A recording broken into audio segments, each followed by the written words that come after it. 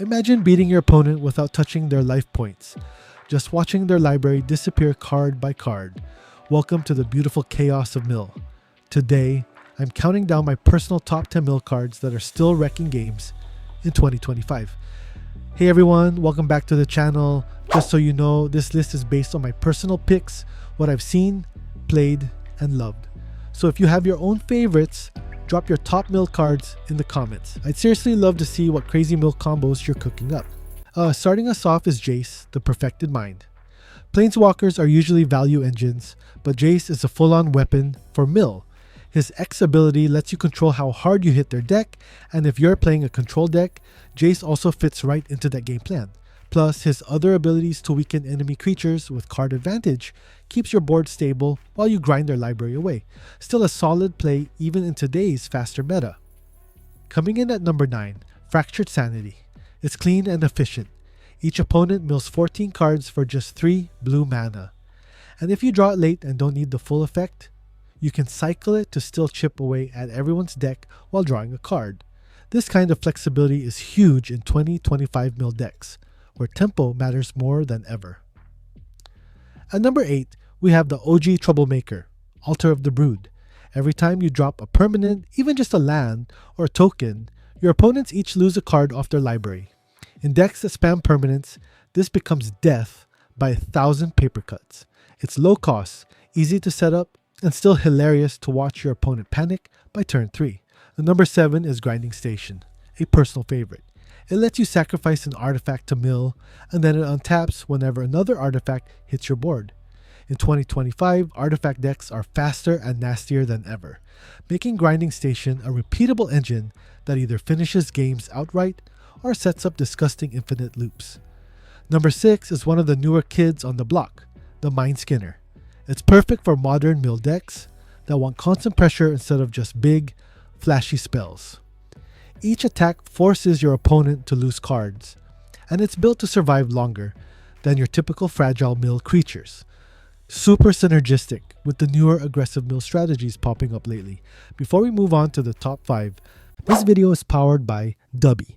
Dubby Energy is the maker of a clean gamer energy drink. Top enhanced focus, concentration, and reaction time with no jitters, crash, or bad ingredients. Head over to dubby.gg and use the code THEHEROES to get that 10% discount. Halfway through with Archive Trap at number 5, this card never goes out of style. Because let's be real, opponents will search their decks. They can't help it. And when they do, bam! You get to slam 13 cards into their graveyard for 0 mana. It's the kind of card that makes players think twice about grabbing a land, and that's beautiful. Coming in strong at number 4, Maddening Cacophony. For 2 mana, you mill 8 cards, a good already. But if you kick it, half of their entire library is gone. Maddening Cacophony plays perfectly with both fast and grindy mill decks, and in Commander Kicking, this feels like setting off a bomb on the whole table. Top 3 time, Tasha's Hideous Laughter is just pure evil. Instead of a set number of cards, you exile until opponents hit a total mana value of 20 or more.